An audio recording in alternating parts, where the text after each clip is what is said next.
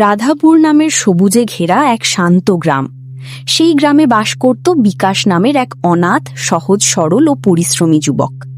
নিজের বলতে তার কেউ ছিল না, শুধু ছিল বাবা মায়ের রেখে যাওয়া এক টুকরো চাষের জমি। দেখ বিমলা, আমাদের পাড়ার ওই বিকাশ ছেলেটাকে দেখ, কি হাড় ভাঙা খাটনিটাই না খাটে বেচারা। হ্যাঁ দিদি, তা তো বটে, কিন্তু ছেলেটার কপাল খুব খারাপ। এই ভরা বয়সেই বাবা মা দুজনেই মারা গেল। একা একা ওইটুকু একটা ছেলে কিভাবে যে এত বড় সংসারটা টানছে। সেটাই তো আমি রোজ ভাবি রে।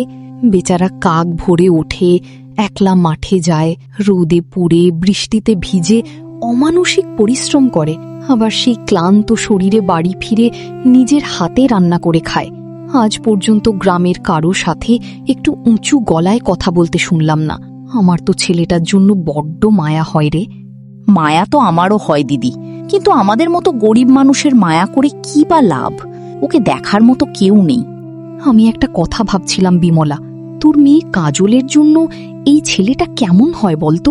তুই একবার হ্যাঁ বলবি তো আমি নিজে গিয়ে বিকাশের সাথে বিয়ের প্রস্তাবটা নিয়ে কথা বলতে পারি। দিদি, তুমি তো আমার মনের কথাটা একেবারে মুখ থেকে কেড়ে নিলে। এমন হীরের টুকরো ছেলে তো আজকাল খুঁজলেও মেলা ভার। বিকাশ আমার কাজলকে খুব সুখে রাখবে। তাছাড়া ছেলেটার তো কেউ নেই, তাই কাজলের ওপর সংসারের খুব একটা চাপও পড়বে না। তাহলে আবার দেরি কেন? শুভ কাজে বাধা কিসের? আমি আজই গিয়ে কথা বলছি। কিন্তু দিদি, তুমি তো আমার ঘরের অবস্থা জানো। নুন আনতে পান্তা ফুরোয়। মেয়ের বিয়ে দেওয়ার মতো একটা কানা করিও কি আমার কাছে আছে? আমি তো মেয়েটাকে খালি হাতে বিদায় করতে পারবো না। আরে তুই ওসব নিয়ে একদম ভাবিস না, আমি বিকাশের সাথে কথা বলে নেব। ছেলেটা যা ভালো আর সংসারী, আমার মনে হয় বিয়ের সব খরচ ও নিজে মাথা পেতে নেবে। তুই শুধু মনটাকে শান্ত রাখ, আমি আজ বিকেলেই ওর কাছে যাচ্ছি। মালতী কাকিমা আর দেরি না করে সোজা বিকাশের বাড়িতে গিয়ে হাজির হলেন। বিকাশ তখন সবেমাত্র মাঠ থেকে ফিরে উঠোনে বসে বিশ্রাম নিচ্ছিল। আরে মালতী কাকিমা, আসুন আসুন। হঠাৎ এদিকে কিছু লাগবে আপনার? আমাকে বললেই তো পারতেন, আমি গিয়ে দিয়ে আসতাম। না রে বাবা বিকাশ, আমার কিছু লাগবে না। আমি তোর সাথে একটু দরকারি কথা বলতে এলাম।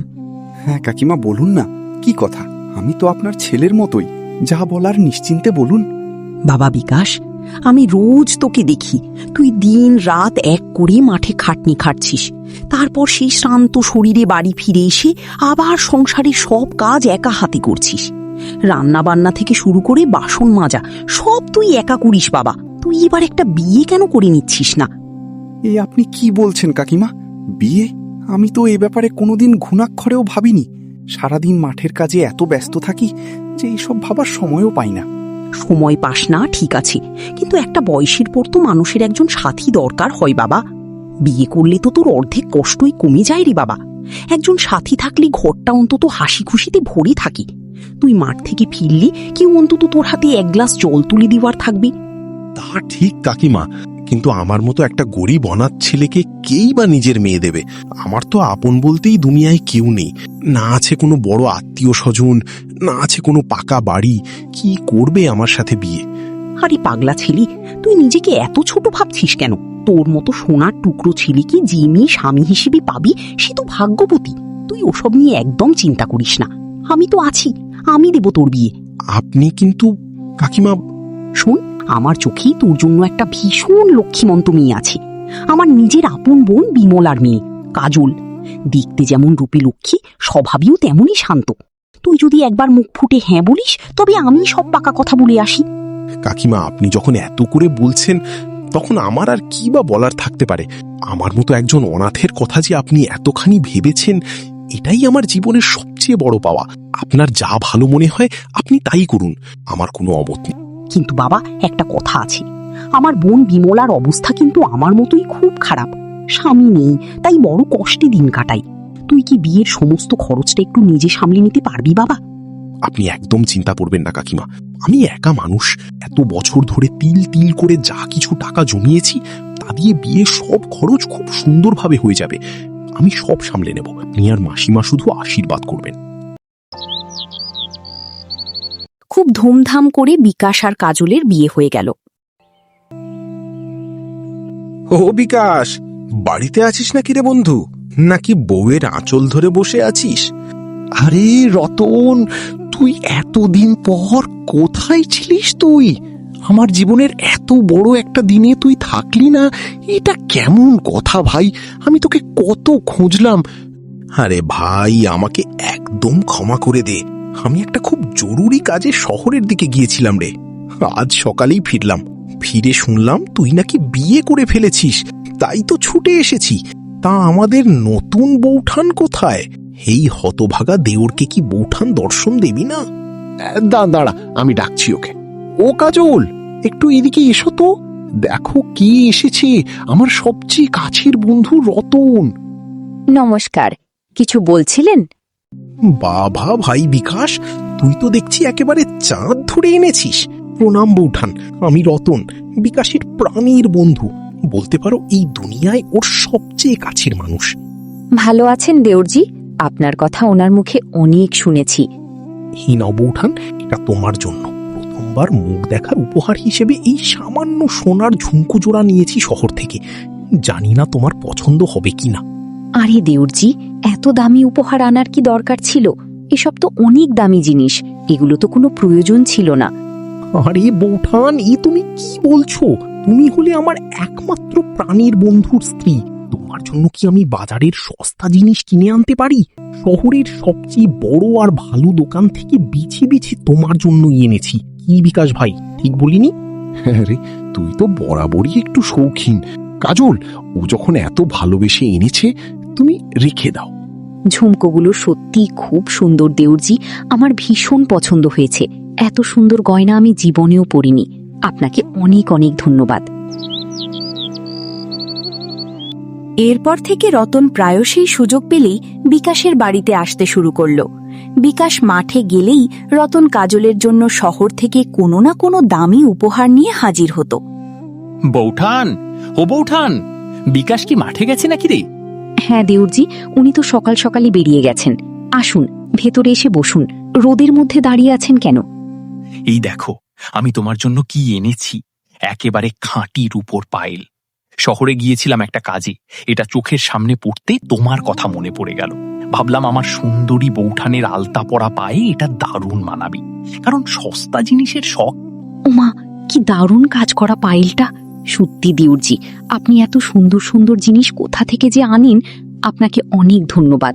কিন্তু একটা কথা বলুন তো, আপনি আমার জন্য বারবার এত দামি জিনিস কেন নিয়ে আসেন? আপনার তো অনেক টাকা খরচ হয়ে যায়। কারণ সস্তা জিনিসের শখ আমার কোনোদিনই নেই বৌঠান। আর তোমার মতো রূপসী মেয়ের কি এই ভাঙাচোরা ঘরে এই সস্তা শাড়িতে মানায়?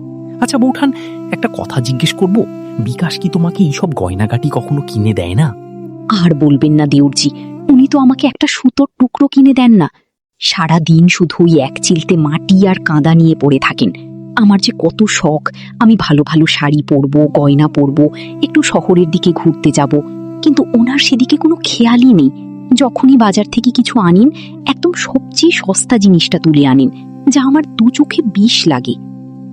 বিকাশ আর তোমাকে কি বা দেবে বলো?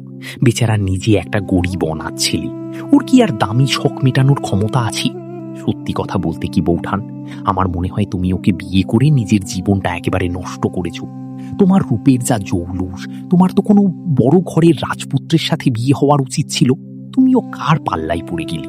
ঠিকই বলেছেন দেওরজি, আমারও মাঝে মাঝে খুব আফসোস হয়। বিয়ের আগে ভেবেছিলাম নিজের সংসার হবে, কত সুখ হবে, কিন্তু এ তো দেখছি সারা জীবন অভাব আর অভাব। শোনো বৌঠান, আমরা আর কতদিন এভাবে চুরি করে দেখা করব? গ্রামের লোক একদিন না একদিন ঠিক সন্দেহ করবে। তুমি একটা কাজ করো, বিকাশকে কোনো একটা বুদ্ধি করে কিছুদিনের জন্য এই গ্রাম থেকে দূরে শহরের দিকে পাঠিয়ে দাও। তাহলে আমাদের আর এই লুকিয়ে লুকিয়ে দেখা করার ভয় থাকবে না। তুমি স্বাধীনভাবে বাঁচতে পারবে। ঠিক বলেছেন আপনি, ওকে এই গ্রামে রাখা যাবে না। আমি একটা না একটা ব্যবস্থা ঠিকই করছি, আপনি শুধু আমার পাশে থাকবেন। রতনের পাতা ফাঁদে কাজল পুরোপুরি পা দিয়ে ফেলেছিল। দামি গয়না, সম্পদের লোভে পড়ে সে নিজের স্বামীকে গ্রাম থেকে তাড়ানোর ফন্দি আঁটতে শুরু করল। শুনুন, আপনাকে একটা খুব জরুরি কথা বলার ছিল। হ্যাঁ বলো না, কি কথা? আজ মাঠে বড্ড কাজ ছিল গো, বড্ড ক্লান্ত লাগছে। আপনার তো রোজই ক্লান্ত লাগে, কিন্তু আমি বলি কি, আপনি আর কতদিন এই এক চিলতিতে জমিতে গাধার মতো খাটবেন বলুন তো? এই সামান্য জমিতে যে কটা ফসল হয় তা বেচে কি আমাদের সারা জীবন চলবে বলে আপনার মনে হয়? এখন তো আমরা মাত্র দুজন, কাল যখন আমাদের ছেলে মেয়ে হবে, সংসার বড় হবে, তখন তাদের মুখে আপনি কি তুলে দেবেন? ছাই। তুমি হঠাৎ করে আজ সব কথা কেন বলছো কাজল? আমাদের তো কোনো অভাব নেই। উপরওয়ালার কৃপায় দুবেলা দুমুঠো ডাল ভাত তো জুটেই যাচ্ছে, আর আমি তো খাটছি। শুধু দুমুঠো ডাল ভাত জুটলেই কি সব হয়ে গেল? জীবনে আর কিছু চাই না? আমার কোনো শখ আহ্লাদ নেই? বিয়ের পর থেকেই তো একটা নতুন শাড়ি পর্যন্ত কিনে দিতে পারেননি। আমি বলি কি, আপনি এই চাষবাস ছেড়ে দিন, এসব করে কিচ্ছু হবে না। চাষবাস ছেড়ে দেব বললেই হলো? তাহলে আমি করবটা কি? আমি তো আর কিছু পারি না। কেন পারবেন না? আপনি কিছুদিনের জন্য ওই গ্রাম ছেড়ে শহরে চলে যান, মায়ানগরে গিয়ে যখন ব্যবসা করে অনেক টাকা রোজগার করতে পারবেন তখন ফিরে আসবেন। এই অজগায় পড়ে থেকে জীবনেও আপনার উন্নতি হবে না। আমি আর এই গরিবের সংসারে কিন্তু কাজল, আমি তোমাকে এখানে একা রেখে ওই অচেনা শহরে যাব কিভাবে? আমার তো মন মানবে না। তাছাড়া এই গ্রাম, এই মাটি ছেড়ে আমি কিভাবে থাকবো? আপনি বুঝতে পারছেন না কেন? আমি তো আমাদের ভবিষ্যতের জন্যই বলছি। আপনি কি চান আপনার স্ত্রী সারা জীবন ছেঁড়া শাড়ি পরে কাটাক? আপনি যান, শহরে গিয়ে ব্যবসা শুরু করুন, তা না হলে আমি বাপের বাড়ি চলে যাব। স্ত্রী চোখের জল আর জেদের কাছে হার মেনে বিকাশ গ্রাম ছেড়ে শহরে যাওয়ার কঠিন সিদ্ধান্ত নিল। যাওয়ার আগে সে তার প্রাণের বন্ধু রতনের সাথে দেখা করতে গেল। রতন ভাই, আমি ব্যবসার খোঁজে মায়ানগরে যাচ্ছি রে। কবে ফিরবো তার কোনো ঠিক নেই। বলিস কি রে ভাই, তুই চলে যাচ্ছিস? হঠাৎ করে এমন সিদ্ধান্ত নিলি যে? তুই চলে গেলে আমার যে বড্ড একা একা লাগবে রে ভাই। আর বলিস না ভাই, সংসারের অভাব মেটাতে গেলে তো আমাকে কিছু একটা করতেই হবে। শোন ভাই, তুই তো জানিস এই দুনিয়ায় তুই ছাড়া আমার আপন বন্ধু বলতে কেউ নেই। আমি আমার কাজলকে তোর ভরসাতেই এই গ্রামে রেখে যাচ্ছি। তুই একটু ওর খেয়াল রাখিস, ওর যেন কোনো অযত্ন না হয়। যখনই সময় পাবি একটু গিয়ে খোঁজ খবর নিয়ে আসিস। আরে পাগল, এটা আবার বলার কি আছে? তোর বৌঠান তো আমারও বৌঠান। তুই একদম নিশ্চিন্তে যা, আমি সব দিক খেয়াল রাখব। তুই শুধু মন দিয়ে মায়ানগরে ব্যবসাটা কর, আমি আছি তো এখানে।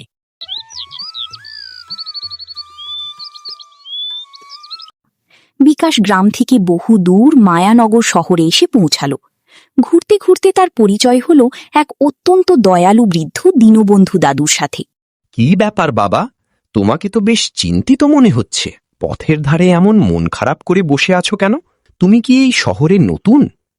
হ্যাঁ দাদু, আমি অনেক দূরের রাধাপুর গ্রাম থেকে এসেছি। এখানে একটু ফলের ব্যবসা করতে চাই, কিন্তু রাস্তাঘাট কিছুই তো চিনি না। আপনি কি আমাকে একটু সাহায্য করতে পারেন? আমাকে কোথাও থাকার একটু জায়গা করে দিলে খুব উপকার হতো, আমি ভাড়াও দিয়ে দিতাম। শোনো বাবা, তোমার সরল মুখ দেখে বুঝতে পারছি তুমি খুব সহজ সরল গ্রামের মানুষ। তুমি এক কাজ করো, আমার সাথেই আমার বাড়িতে চলো। আমার মেয়ে আলো ওর মামা বাড়িতে গেছে, আমি এখন একাই থাকি। তুমি আমার ওখানেই থাকতে পারো। আর হ্যাঁ, তার জন্য কোনো টাকা পয়সা লাগবে না। দাদু, আপনি আমার কাছে একেবারে সাক্ষাৎ উপরওয়ালার মতো এলেন। আপনার এই ঋণ আমি জীবনেও শোধ করতে পারবো না। বিকাশ দীনবন্ধু দাদুর বাড়িতেই থাকতে শুরু করলো। সে গ্রাম থেকে টাটকা এবং মিষ্টি আম এনে শহরের বাজারে বিক্রি করতে শুরু করলো।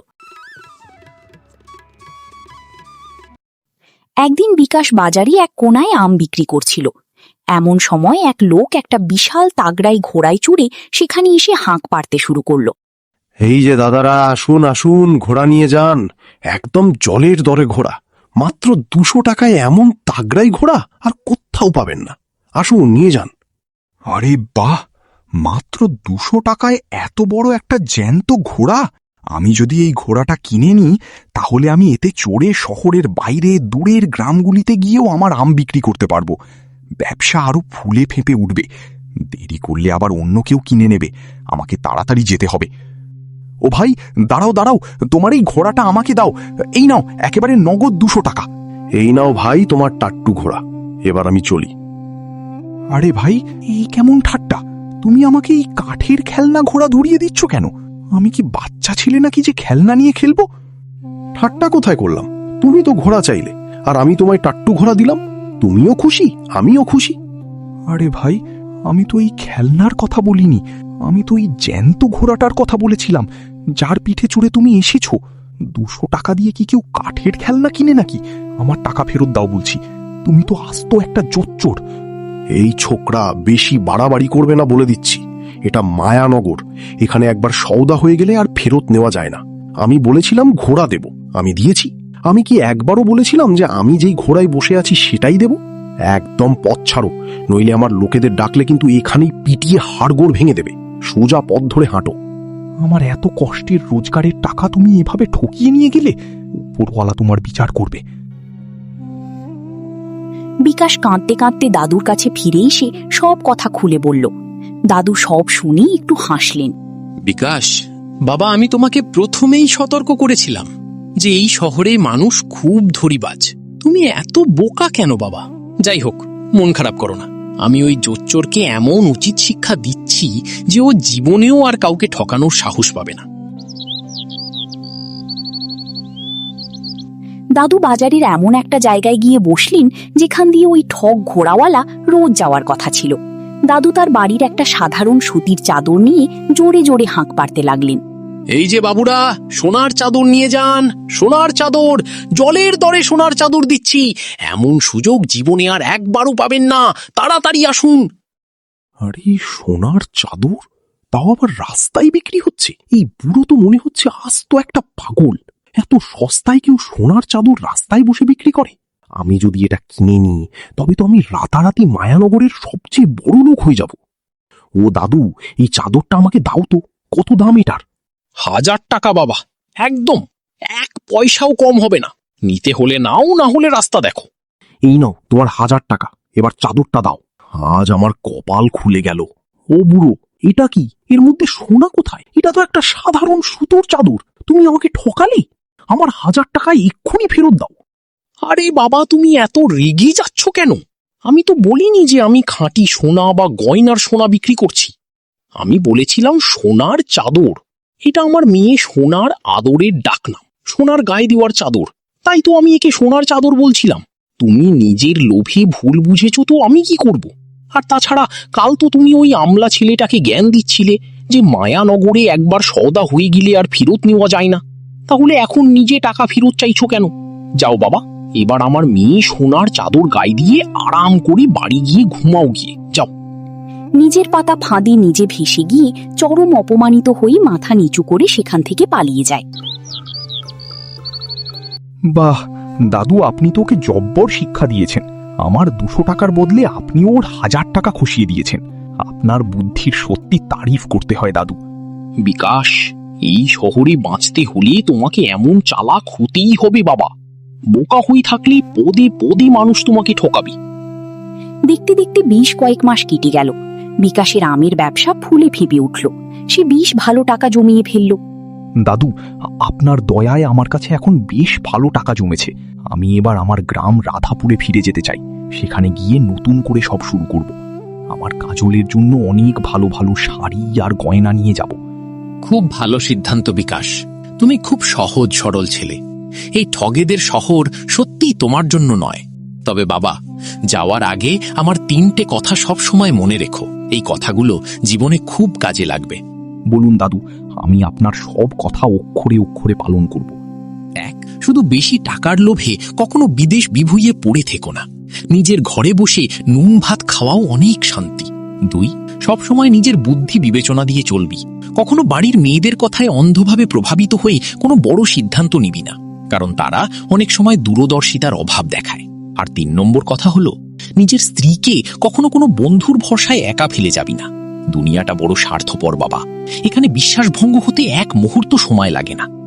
দাদু, এ আপনি কি বললেন? আমি তো এই 3টে ভুলই করে বসে আছি।